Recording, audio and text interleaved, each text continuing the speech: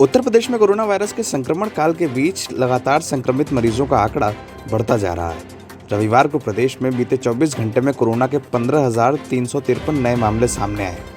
इसके साथ ही प्रदेश में कोरोना महामारी के कुल एक्टिव मरीजों की संख्या 71,241 हो गई है। सबसे खराब हालत लखनऊ शहर की है, जहां पर 4,444 नए मामले मिले। वहीं दूसरे नंबर पर वाराणसी है, जहां एक्टिव मरीजों की कुल संख्या 8,263 है। 24 घंटे के आंकड़े की बात करें तो प्रयागराज में 1565, कानपुर में 881, गोरखपुर में 390, झांसी में 291, मेरठ में 255 और नोएडा में 219 मरीज मिले।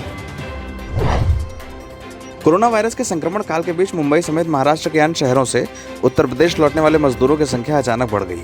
महाराष्ट्र में कोई लॉकडाउन लगने की आशंका में लोग ट्रेनों में भरकर उत्तर प्रदेश के शहरों में वापस लौट रहे हैं।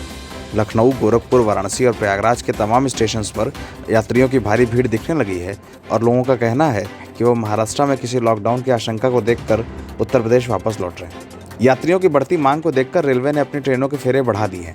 हालांकि रेलवे के अधिकारियों ने ये साफ किया है कि कोई भी श्रमिक स्पेशल ट्रेन नहीं चलाई जा रही है, न ऐसी ट्रेनें चलाने की योजना है।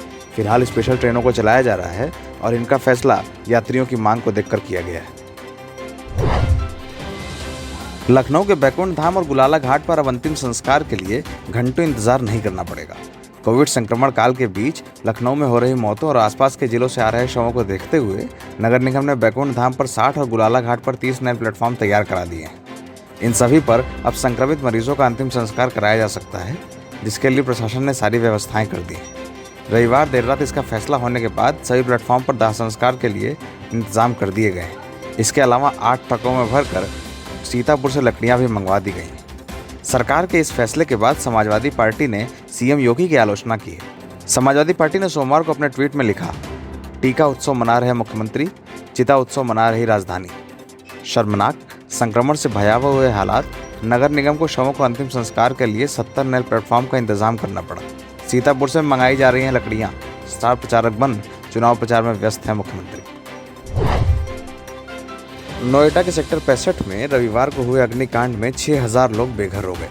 दमकल की 17 से अधिक गाड़ियों की मदद से 5 घंटे बाद आग पर काबू तो पा लिया गया, लेकिन इस अग्निकांड में 2 बच्चियों की मौत हो गई। जिला प्रशासन की ओर से अग्निकांड के शिकार हुए लोगों को आर्थिक मदद और जिन 2 बच्चियों की मौत हुई है उनके परिवार को 4-4 लाख रुपए की आर्थिक सहायता देने की घोषणा की गई।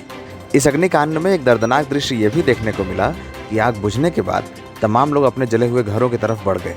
इन लोगों ने अपने पैसे और सामान को ढूंढने के लिए भरपूर कोशिश की, लेकिन सबका सब कुछ जलकर राख हो गया। इन झुग्गियों में रहने वाले तमाम लोगों के पास अब ना पहनने के कपड़े हैं और ना खाने के लिए कोई सामान। इन लोगों का कहना है कि झुग्गियों में उनका सब कुछ बर्बाद हो गया है और अब उन्हें खाने तक की चिंता सताने लगी है। कोरोना के बढ़ते मामलों के बीच इलाहाबाद हाईकोर्ट के चीफ स्टैंडिंग काउंसिल विकास त्रिपाठी 27 मार्च को कोरोना से संक्रमित हुए थे। उन्हें प्रयागराज के स्वरूप रानी मेडिकल कॉलेज में भर्ती कराया गया था, जहां से उन्हें पीजीआई लखनऊ में रेफर कर दिया गया था। यहां हालत बिगड़ने के बाद विकास चंद्र त्रिपाठी को वेंटिलेटर पर रखा गया था और सोमवार सुबह उनका निधन हो गया। विकास चंद्र त्रिपाठी पश्चिम बंगाल के पूर्व राज्यपाल केशरीनाथ त्रिपाठी के भतीजे थे और वह इलाहाबाद उच्च न्यायालय के चीफ स्टैंडिंग काउंसिल के रूप में काम कर रहे थे।